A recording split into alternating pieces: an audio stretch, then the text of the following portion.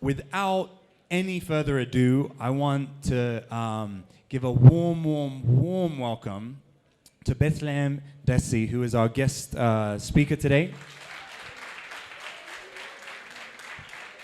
This, by far, is our youngest speaker to date, and entirely deserves the platform and the space to share her story, where she's come from, what she's up to, and what she's going on to do. So I'm incredibly excited to have you here today with us. Thank you for having me. So thank you for making the time. Yes, Why don't we start by you just telling us what you're up to right now? So what are you up to right now, just so people get a bit of context if they didn't see the invitations? okay. So my name is Betelhem Dessie. I am a software developer. I am currently engaged with a company called iCog-Labs, which is working in AI and robotics. The company is very famous for the very famous humanoid robot, Sophia. I'm sure most of you know her, right? Yeah, so Who's heard of Sophia? Yeah? Okay. That's a lot of people. Yeah, so part of her software was developed here. So I'm currently working with them on 2 projects. One is called iCog-Anyone Can Code, which is focusing on teaching young children from age 8 to 18 on the basics of coding and robotics. And the other is called Solve It, which is currently happening in 15 cities in Ethiopia. And it creates a platform for young innovators to create innovative solutions for their community problems. Yes. Wait. Wow. I'm inspired already. Before we go any further, I'm already inspired. I know this is usually a taboo thing to do, but do you mind me asking how old are you, Betelhem? I'm 19 going into 20. She's 19 years old. Can you believe that? Can you believe that? So what I'm very much interested in is, where did it all begin? How did you get to where you are at 19? Okay, so to start from the beginning, I was born and raised in Harar in Ethiopia. Most people ask me if I ever lived outside of Ethiopia, but I never did. I studied and lived in Ethiopia, which a very proud Ethiopian I am. So starting out, my father had a shop in Harar.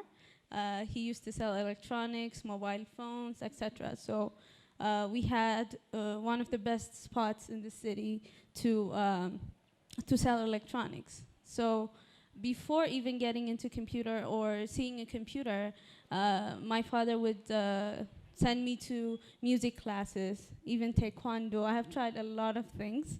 But what hit me was when I was 9 years old, I was trying to celebrate my birthday, and I asked my father for some money. So he was very busy and he ignored me. So what I did was I made a deal with him. If I made money using the computer that we had in a shop, I would be able to keep it and celebrate my birthday. So what I did was I copied some music to people's phones. I know it's illegal, but you know, it was fine. I was underage, and I also edited. I also edited some videos. So I did that, and I made about $90 that day. And you know what motivated me was actually the money at first, because I was a child of a merchant, and I know the value of money. So I said to myself, okay, I should promote this business outside of Harar, because I've never been outside of Harar, and thinking that in Addis there won't be anyone doing this currently. So the only outlet that I thought of was a website.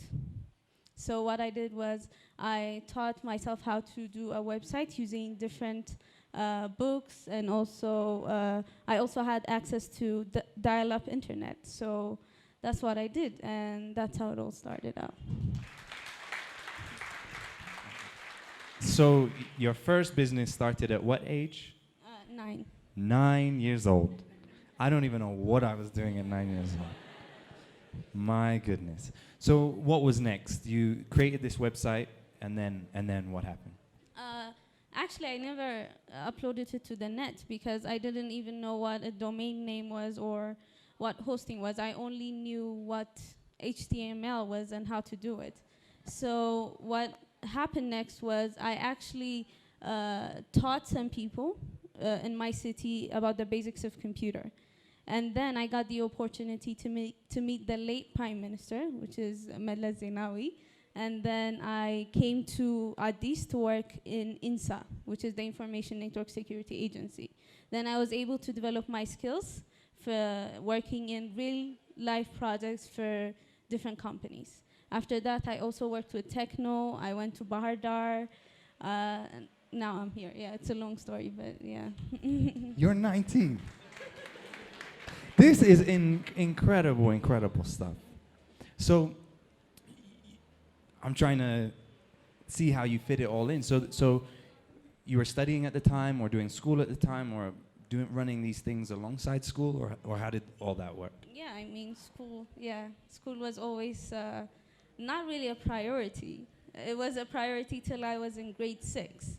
But then, actually, my parents encouraged me to go into what I love and what I am good at. So that's what I did. But I still attended school. Yeah. So what was then the journey to where you are now, working on the Sophie robot, working in artificial intelligence? Like, these are remarkable, remarkable stuff. So how did you get to doing that? Yeah, so disclaimer, though, I personally haven't worked on Sophia herself, but I'm working on a project that promotes Sophia. But the thing that I'm currently engaged in teaching people on tech.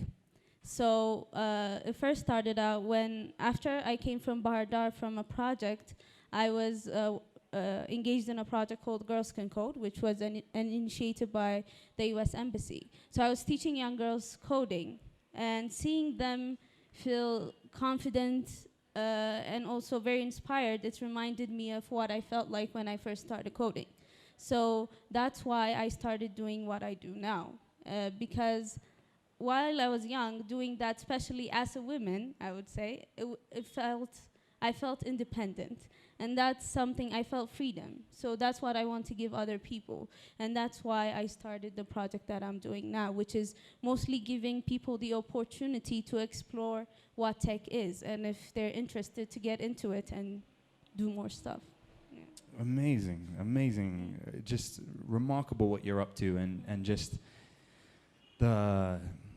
firstly having the technical ability, but also you're now working on projects, overseeing things which are in different places, different schools, different cities. This is, I don't know, in 10 years' time when we come to see where you're at, just Ethiopia, I mean, maybe even Prime Minister or something. I don't know.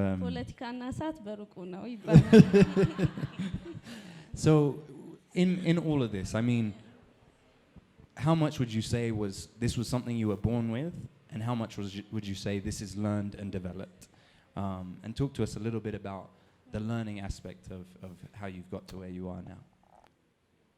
I mean, I would say it's more about learning, because my parents were very supportive first, and that really empowered me to do where I am now. If it wasn't for that, I mean, to say the least, Habesha parents try to control your life, right? So if you're a good academic student, you're either, especially if you're a female, you're either a doctor or, I don't know, in social sciences. So, but my parents gave me the freedom to do what I want.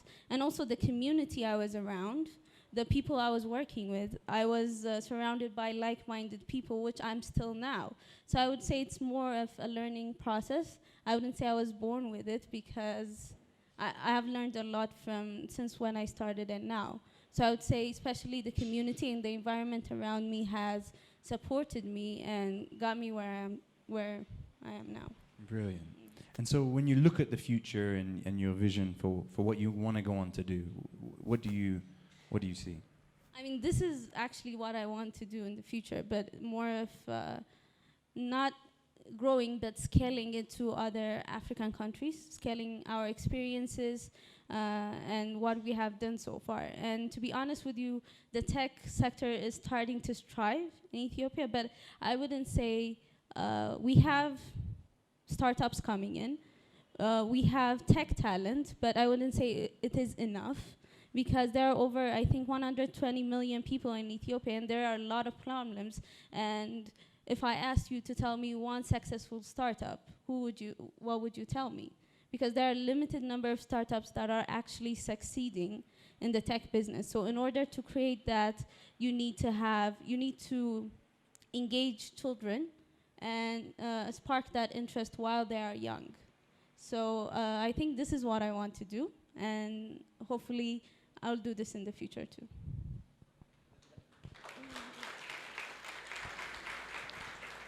I think that's one of the things I really love about what you're doing, is even the strategic approach to go after the youth, the young people, and to get them whilst they're young. And if we can get education right, then the future looks incredibly, incredibly hopeful.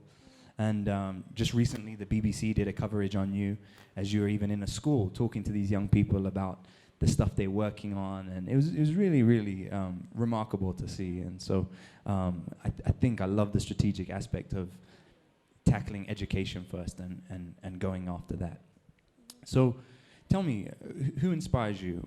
Do you have mentors? Where's your inspiration come from? My inspiration would be Elon Musk. That's who I would say, because the impact that he's making, it's not only creating businesses, but also if you see the impact of the businesses that he's doing, Tesla, it's electric cars for the environment, for the people. SpaceX, it's amazing what he's doing. So I see how he develops a business model around things that people weren't able to do, where people just, for example, Google would just say self-driving cars are for research or funded, you look for grants, but Elon Musk is changing that into a whole new business. So he's really my inspiration. I would also like to mention another person who is Dr. Timnitz. I don't know if you've heard of her before. She's a scientist which is working in AI. She's working on decreasing the bias that is being faced all around the world. So to just give you an example, an AI word association would tell you, so man is to women, right? So man is to brother as women is to sister. Man is to king as women is to queen. So man is to doctor as women is to what? And doctor, right? But this word association game would give you a nurse. So there's a lot of bias being created, especially in the development of these AI tools, especially when you think about only white people or white male middle-aged people coding or working on the AIs. You see the biases that will be reflected. So we want to involve more people as we can in this AI, people of color, women, and she's trying to do that. And I really admire that, and she's also one of my role models. That is brilliant. So, yeah. Tell us what opportunities you see in this space of technology, artificial intelligence, robotics. This is stuff I know like San Francisco, Silicon Valley are on the forefront of, but there's no reason why it can't be on the forefront of our agenda here as we try and solve some of the biggest challenges. I would say the first thing I would say is investment, of course. Investment is a huge challenge in Ethiopia, not only, actually other sectors are getting better investments. You would say, for example, the hotel industry is thriving. A lot of international hotels are coming in to invest in Ethiopia and such, but tech is a very difficult sector, especially in Ethiopia. As I mentioned, finding investment and how to get out of it is very hard. The exits are very hard, but also when you're doing something that could impact the community, you're looking into impact investment, which actually I haven't heard of an impact investment so far in Ethiopia. So I'm sure there are a lot of companies that most of us know. Novastar, I think, is a VC working, Renew, and also Kudu Fund, which here Noel is here with us today, which are trying to do a lot of investing in startups and new innovations. But I still think this is a very limited number of people and organizations coming to invest in Ethiopia. And when you look into impact investments, even the concept of social enterprises is very new in Ethiopia. We don't even have licenses for social enterprises. So I would say the policies, the rules and regulations are a bit difficult. And the thing is, to be honest with you, the government is trying to get into the private sector's job. And that's what I think is the most difficult thing. They're trying to control everything, and it's ruining stuff. So I would say investment and the government's involvement in different situations, I think, is a bit challenging, especially in Ethiopia. So there, I guess, some of the challenges. What would you identify as some of the opportunities within technology? I was with someone yesterday who mentioned how in biotech, the potential for creating solutions is just incredible, and actually he was desperate to meet you but was flying out of town, so but basically, like, where do you see the opportunities?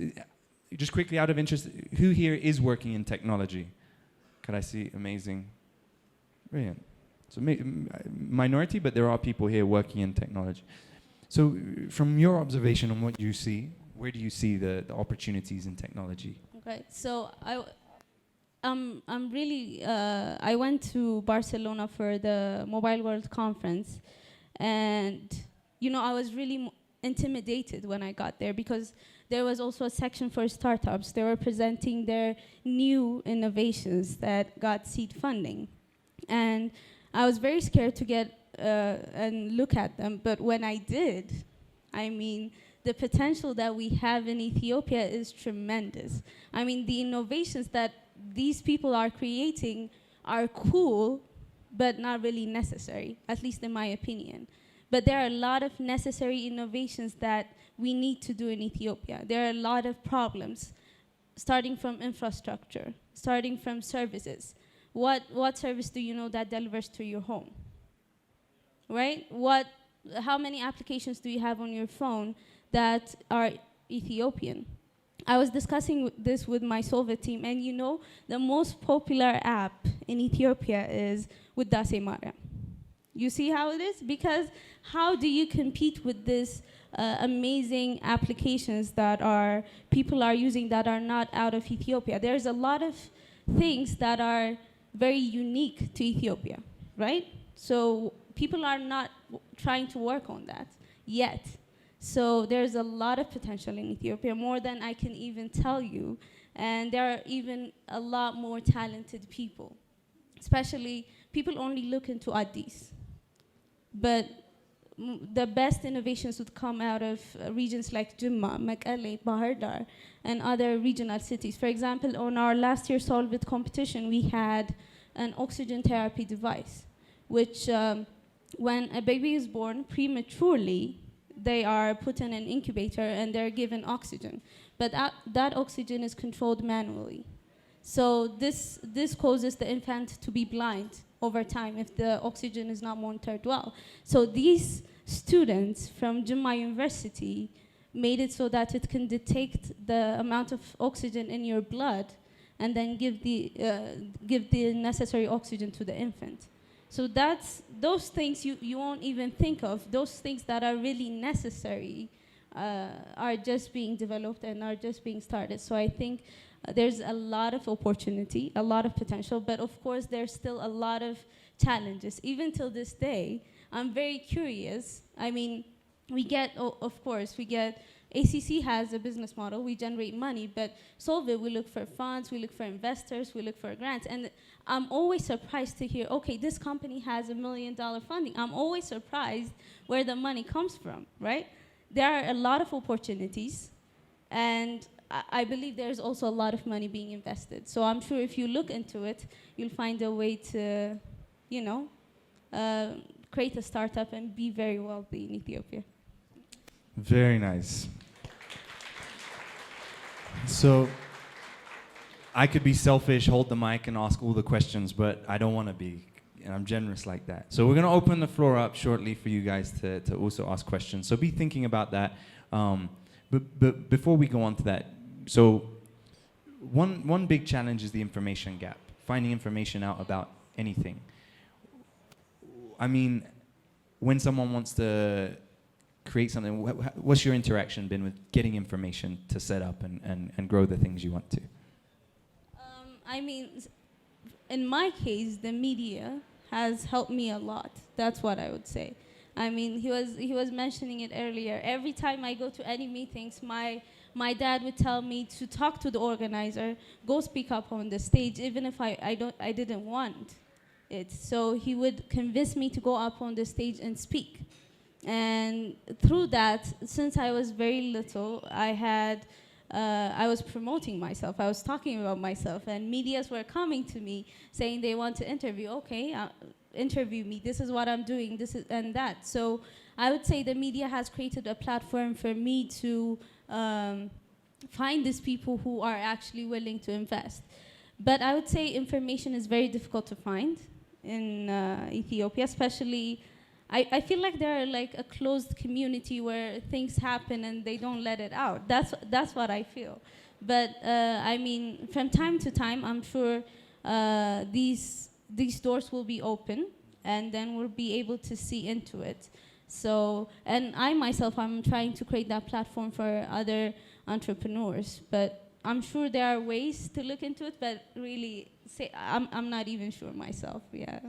Well, that I guess in one sense highlights the value of networking. You're someone that has a remarkable technical ability, a remarkable vision, strategy, but also that alone needs to be partnered with an ability to put yourself out there, right? To be seen, to be talking about what you're doing, and people being aware of what you're doing. And so I see that as tremendous combination of skill sets that are needed to succeed in this area. Have a think about 3 things that are needed to succeed, and we'll come back to that. 3 things needed to succeed in Ethiopia. But until then, I'm just going to open the floor for questions. So just by show of hands, I'll see you and then ask your question. Thank you. I want to start by appreciating your presentation, your answers. They were so clear. I'm happy that I'm here and attended this event. So I will go to my question. It's a technical one, or I don't know. So who do you suggest coding for? I've been trying to involve in it for a long time now.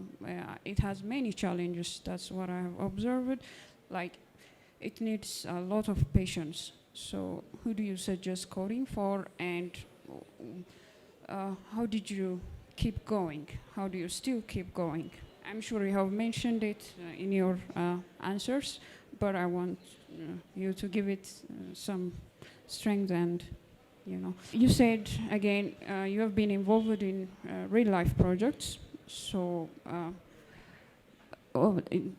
there are teams there. So how do you communicate with your team? How do you? I believe like team is a big part of startup or any business. Or so can you say something about team? Thank you. For sure. So this is something that we talk about.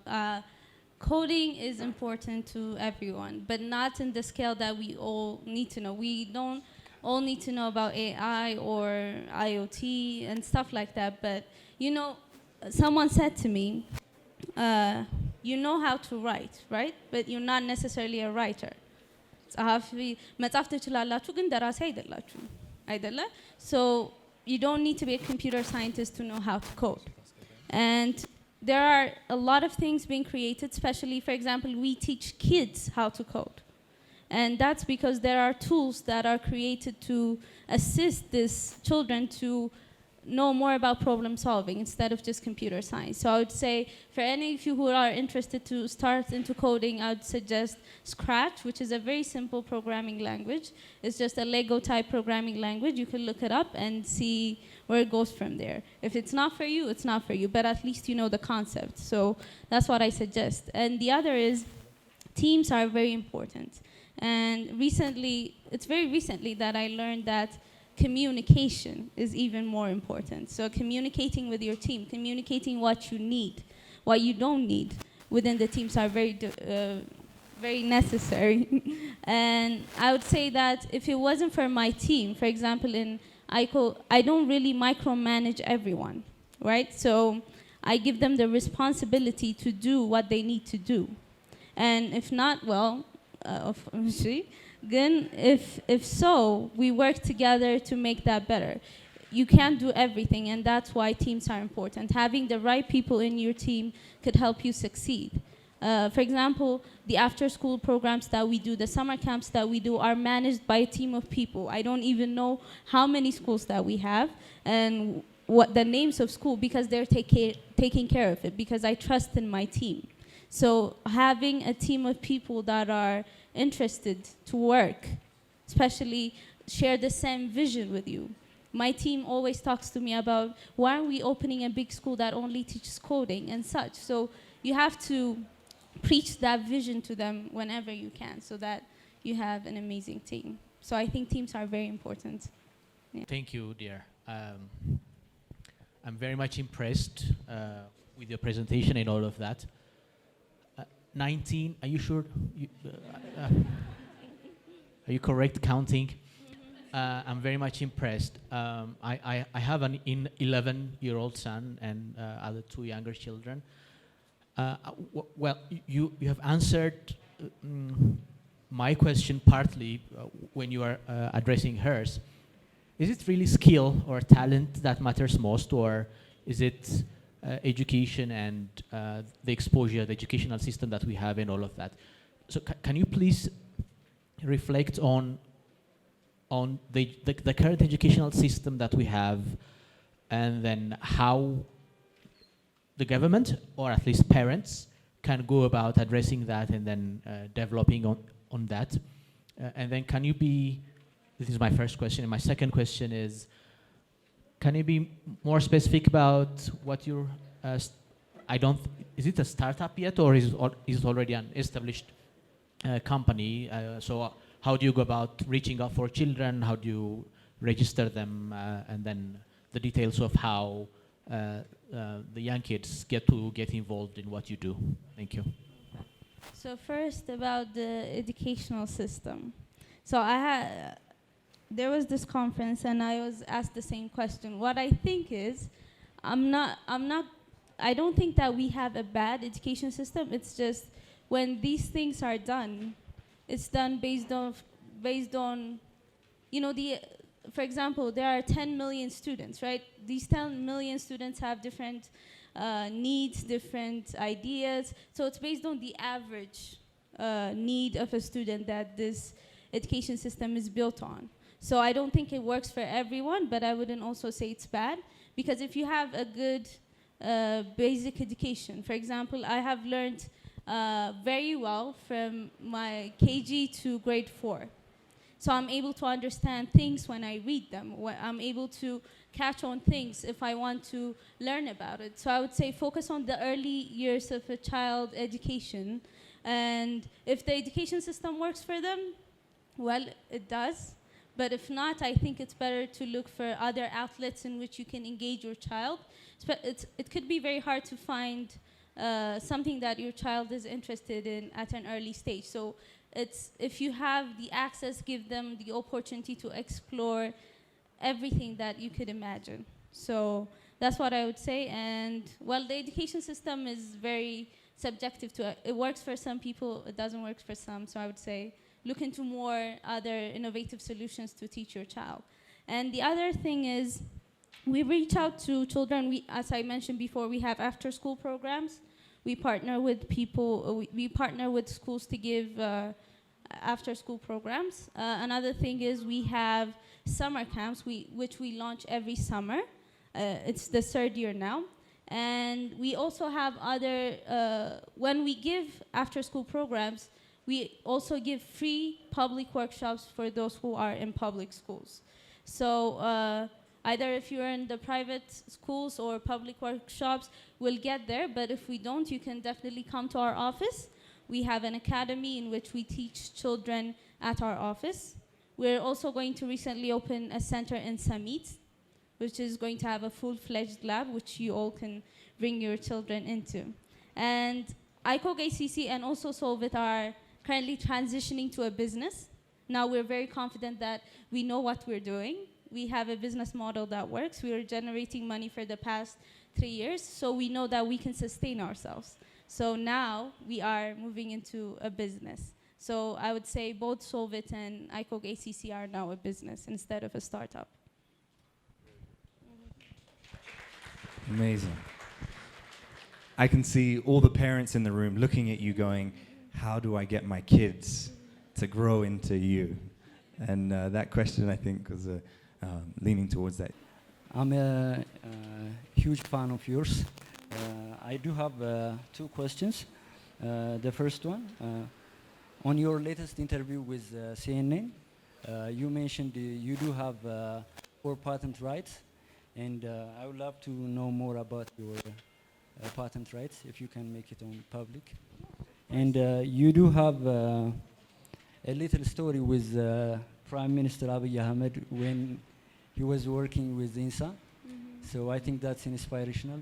If you can share it here, thank you. Actually, so I would patents is more of for softwares we usually say copyrights, but it's generally more known as patents. So what? So the things that I did, I was actually engaged in. Till recently, I still did freelancing, software development, mobile development. I'm more into now researching and learning, but what I did then was one of the projects that I did and which got copyright for is we did from grade 9 to 12th grade the science and mathematics books. So me and also a team of other people were able to change that into virtual labs. So when you go to a chemistry laboratory in Ethiopia, you might not have access to everything that you need. And there might be accidents involved and such. So we want people to try out what they can on that virtual lab that they can install onto their computers. So that's one of the projects. The second one is called DNB Locator, which does, I actually did it with the Ministry of Urban Development and Construction then. So what it does with irrigation, so tafasas, you know, they get water out of the rivers and into the farms. But these irrigation systems are not usually planned or mapped. So what we did was I developed a tool for the person that is working with these farmers to map those irrigation systems so that they can upload it online and, you know, it's better for decision making. The other two are mainly something that most people are working on now. The one is called Document Management System, which I did for the Amhara region auditor's office. You know, in Ethiopia, they burn documents after 10 years, believe it or not. They don't keep the data. That just felt crazy to me. So that document management system was hoping to create a system in which they can put those documents in order, manage it, create it, work on it, and such. The other one is, of course, digital library. What I saw was people, for example, in the STEM center I was at, people didn't have access to internet. They were not able to access the tools that they needed. So this digital library was the one that worked offline and had the tools and also games and such that people would use. So these are the projects. And the story with Dr. Abiy, I was actually in INSA and I was very young. So what happened was I got into INSA and they were paying me 1,980 birr per month. Of course, they gave me a house and a transportation and such, but that was very surprising to me, but because that was something I could get in a day. And these people are paying it to me in a month. And the guy, I went to him, he was the deputy director then, and I went to him and asked him, this is a very small amount of money, this is not covering anything for me, so I'd like you to add my salary. So I was being paid the same as a programmer would. This was about 9 years ago. So that was actually a good amount of money. So I asked him, and then, okay, he said, I will definitely talk to the people, but actually he talked to them, and I actually had, my salary was up by, I think, 1,000 birr, meaning 2,700 birr, around that, but he was actually being not sued, I wouldn't say sued, but መከሰስ ቢሮ ውስጥ አላ he was actually እንዴት እቺን ህፃን ልጅ እንደዚህ የምትሯሯጥ ጩጬ እንዴት ብር ትጨምራለ አይነት ነገር ኮንቨርሴሽን ነበርና yeah that's the story. Yeah. Hi, እንደምን አለሽ? I would like to ask my question in Amharic, if that's okay. መጀመሪያ ላይ ቅድም ስትነግሪን ከሐረር ብዙ ነገር ከሰራሽ በኋላ ኢንሳ መቶ እንደወሰደሽና እንድትሰሪ እንደጠየቀሽ ነግረሽናል። መጀመሪያ ጥያቄ ምን ኤግዛክትሊ ስፔሲፊካሊ ምን አድርገሽ እንደሆነ እዛ ሪክሩት ልትደረግ የታልሽው፣ ሁለተኛ ደግሞ እንደኛ አይነት ልጆች ሌላም እንደዛ አይነት ቦታ መስራት የሚፈልጉ ካሉ ምን ማድረግ እንዳለባቸው። and my next question, robotics ላይ ልጆች እናስተምራለን, we will try to make it fun for them ብለሽናል። ያሁን ያለውን የአገሪታችንን ሁኔታ ስንመለከት robotics እንዴት ኤግዛክትሊ አፕላይ ሊያደርግ እንደሚችል፣ ሁለተኛ how can you make it more fun for them? እሱ ነው ጥያቄ። አመሰግናለሁ። ቢዝነስ ሞዴሊንግ በቃ እዚህ የወሰዳችሁ ግን ኢንሳ የገባሁት አክቹሊ ኢንሳ አሁንም ሰዎችን እየፈለገ እንደሆነ አውቃለሁ።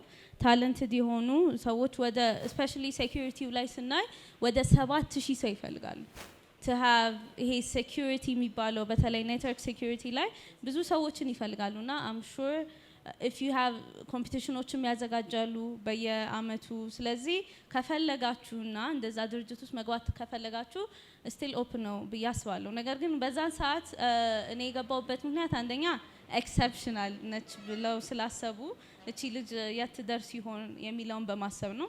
በዛ ላይ ደግሞ ሐረር ትንሽ ከተማ ስለሆነች እስቲ አዲስ አበባ ብትመጣች ልጅ ምን ማድረግ ትችላለች? ምክንያቱም ብዙ ነገሮች እየተከሰቱ ነው። በጣም የሚያሳዝናችሁ አዲስ አበባ በጣም ብዙ ነገር ይሰራል። ሌላ ከተማ ላይ ስትሄዱ ወይ ንግድ ነው ወይ የመንግስት ስራ ነው። ስለዚህ ያንን እንዳይም ይመስለኛል የመጣሁት ወደዚህ ማለት ነው።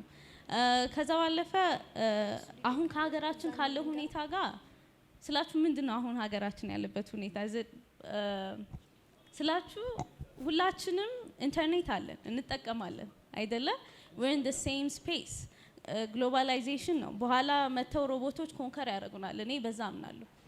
በዛ ግን ኮንከር ሲያደርጉን አትሊስት ከነሱ ስማርት ሆነን ካልተገኘን አስቸጋሪ ነው ብዬ ነው የማስበው። እነሱ ኮንትሮል የሚያደርጉን ከሆነ ግን ያ it's in the future። ግን በአሁኑ ሰዓት ሮቦቶች ብዙ ነገሮችን ኢዚየር እያደረጉ ነው። ኢትዮጵያ ላይ ላናየው እንችላለን፣ ግን ኢቨንቹዋሊ በ2 በ3 በ4 አመት ጊዜ ውስጥ ምናየው ነገር ነው የሚሆነው። ሮቦቶች የሰዎችን ስራ ኮንትሮል ያደርጋሉ።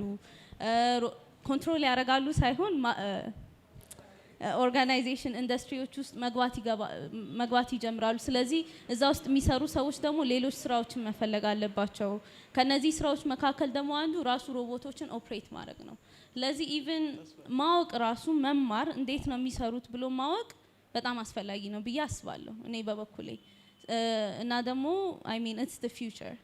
ስለዚህ እኔ አሁን ከ5 አመት በኋላ የሚሆነውን ነገር ፕሬዲክት አድርጌ መናገር አልችልም፣ ግን በጣም አስፈላጊ እንደሆነ አውቃለሁ። ከዛ ደግሞ ያው ሌሎች ቦታዎችም ላይ ፈልጎ አምሹር አስፈላጊ እንደሆነ ያረጋግጣል። ግን የተለያዩ መንገዶች አሉ። ሮቦቶቻችንን እስክስታ እናስጨፍራቸዋለን። ሮቦቶቻችን እግር ኳስ ይጫወታሉ። ስለዚህ ሰዎችን አሁን እግር ኳስ ኢትዮጵያ ላይ በጣም የሚወደድ ስፖርት ነው አይደለም? ስለዚህ እግር ኳስ እንዲጫወቱ ማድረግ ከቻለን the young generation እግር ኳስ የሚወደው እነዚህ ለማጫወት ብሎ ይማራል ማለት ነው። ስለዚህ in that way እናስተምራቸዋለን። I hope የመለስኩ ይመስለኛል ጥያቄ። Hey, so I'm just curious about your recent tweet. So what are you launching soon? እሺ በነገራችን ላይ I also want to introduce Nati. Nati is በጣም ጎበዝ ሰው ነው። he's also doing the same thing እኛም ሰራውን in the space ቢብሎኪ የሚል የራሱ actually የማስተማሪያ ዲቫይስ እየሰራ ነውና please meet him if you're also interested። እሱም ኮዲንግ ክላሶችን ጀምሯል። ያው recently launch የምናደርገው it's supposed to be አላ እነግራቸዋለን ሲወጣ it's supposed to be እንዲጠብቁ ነው ሰዎች። ለዛ ነው I'll let you know soon. Wonderful. Okay, I think we have time for maybe 1 or 2 more questions. So here. Hi, very nice meeting you. Like, thoroughly impressed by you, honestly. Like, just like I'm like, So what I wanted to ask, and it's a little bit of a piggyback on the gentleman's question over there, is like, I just wanted to have a little bit of more clarity on what you're exactly doing. I know you mentioned you work with Lisa and the robot lady, but right now you said you're going from a startup stage to a business stage. So what exactly is your startup?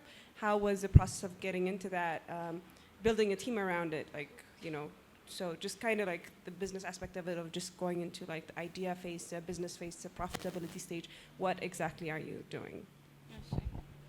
Let's see, my job description.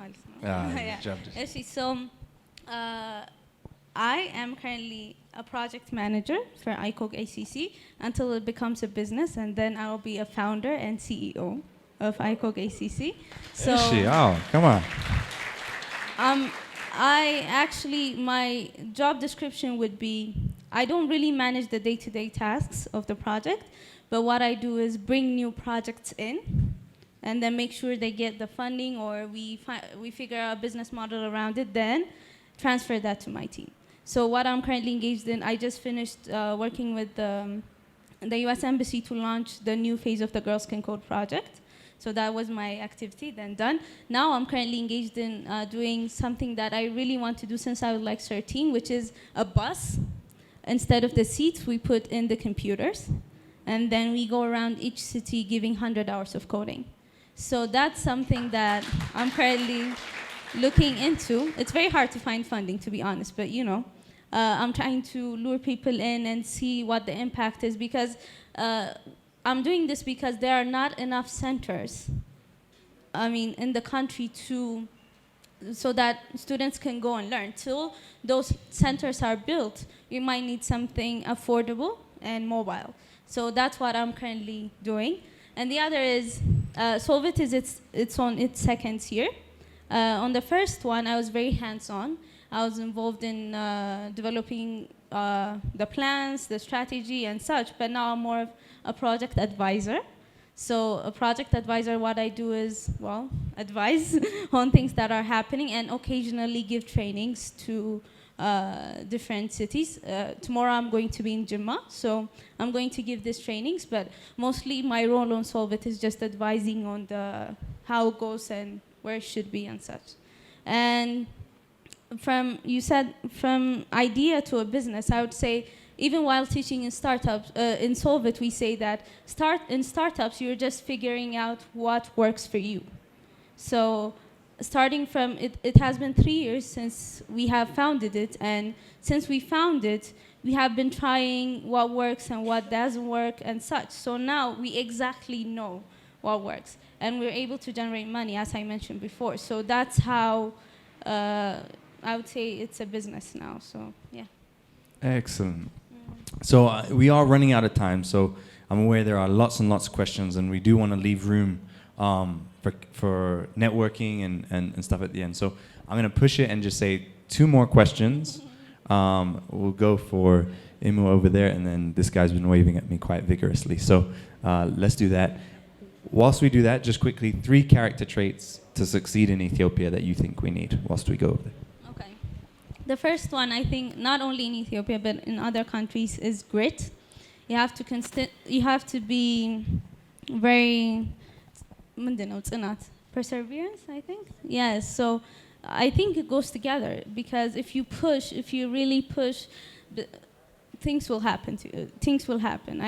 I feel and I know that usually hard work beats intelligence. That's just what I think. There are a lot of smart people, of course. Being smart is good, but if you don't have the hard work and if you don't have the grit or the perseverance, I don't think you'll be successful. So that's one thing I would say. So I think you would say it also is great, but patience is very important, especially in a marketplace such as Ethiopia.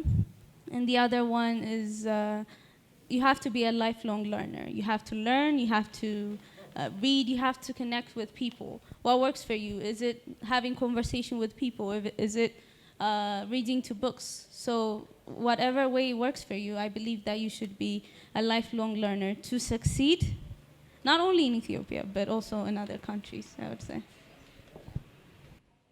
Hi, right here. So I'll start by saying what everyone else said. You were very impressive. You started doing this when you were 9. And Caleb said, oh, I don't even remember what I was doing. And አብዛኞቻችን ቃቃቃቴ ስንጫወት ነው ያደግነው በዛ ሰዓት እና I'm wondering how, when you started doing this, what was your childhood like growing up? Were you playing these games as well? And you moved to Addis at an early age. Did you move with the family? At any moment, were there like challenges that you were experiencing in terms of that? And do you always find yourself playing the role of an adult? Or like, you know, how did you manage that process basically? When we moved to Addis, the whole family moved here, actually. But I would say I was a child, of course. Even, I mentioned this, even while I was in INSA, I was just ran around the offices saying hi to everyone, asking for gum, because that was my favorite thing, and still is.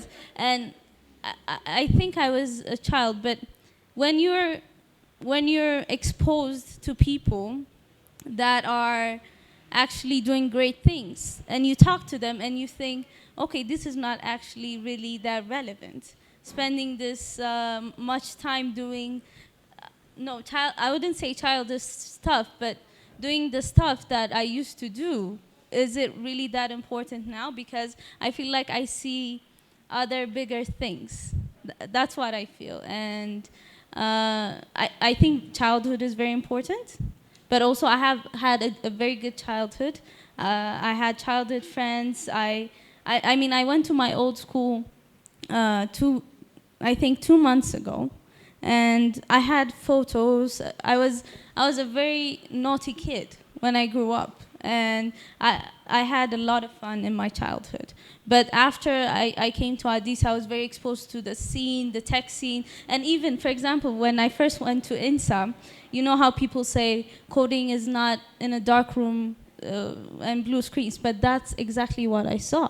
So I got into the building, the lights were off, and there was just one computer with a blue screen. And that really felt like, okay, now I'm in the big thing, so I have to act like it. So, yeah, but I would say my childhood was fabulous.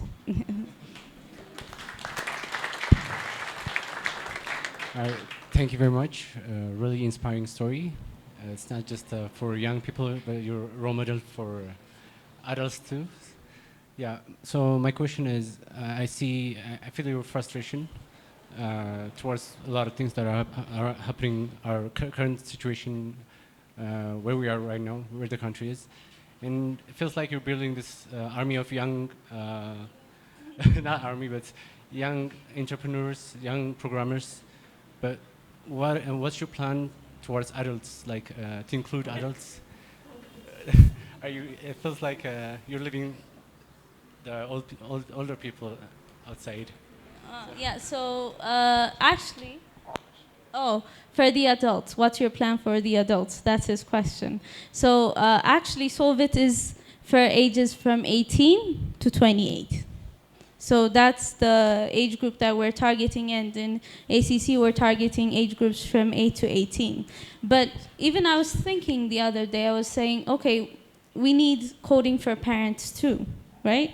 So I'm sure, I mean, in the future, these kids will start asking questions and people would come to us. But at this point, I'm currently focused on the young generation, but I don't have a plan in mind yet. But especially for the young youth, you can participate in Solvit. But above 28, I'm not sure yet. I guess I'll figure it out in the future. And I'll let you know when it comes about. Yeah, that's all I can say. Wow, I'm so inspired, and I don't know if you actually know how inspiring you are in what you've done, what you've achieved. I think the country is going to benefit so deeply because of your vision, what you're working on, your commitment to what you're doing, and it's a truly remarkable thing and an inspiration to us all as we sit here and listen. And I think we go to work tomorrow, whatever we do, with a fresh sense of, well, she did that by 9 years old. I think I have to up my game and my impact levels. So one of the things we do at the end of every one of these gatherings is there's people watching online who are either living in rural areas or diaspora abroad or studying at university. There's people in the room who are up to some really amazing things, either pre-startup stage or in the thick of running an SME or advising on one. If you have this platform, what one thing would you say to them to close, almost to inspire, to encourage, to rally on? What one thing would you say to people who are listening today? Yeah, I mean, what I would say is I don't really know much yet, but I would say the most important thing to have is a mentor.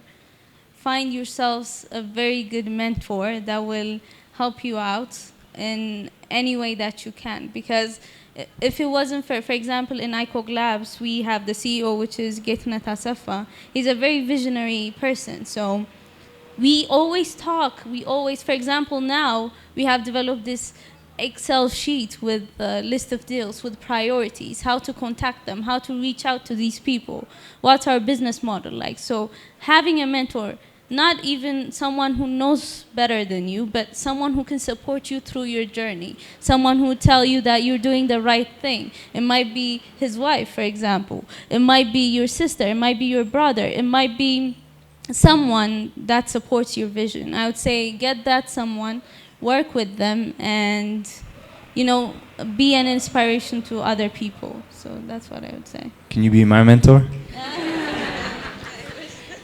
Ladies and gentlemen, can we hear it for Betelhem, this unbelievable inspiration. So inspired, so inspired. Just finally, how can people get in touch with you if they want to get in touch with you, if they have any questions, or what's the best way to stay in touch with you? Okay, so my social media, of course. Twitter is my favorite so far, but LinkedIn too. That's where most of my professional contacts are. Please send me a message on LinkedIn. Usually I don't, if I see the message, okay, this person had really put a thought in talking to me and getting back to me. So I would say, if you send me a message on LinkedIn, I would definitely check it out and see it. So Betelhem Dessie, so the way you spell it, it's actually different. So it's Betelhem, then Dessie. So that's me. Yeah. Brilliant. Find me on LinkedIn. Can we hear it one more time for Betelhem Dessie?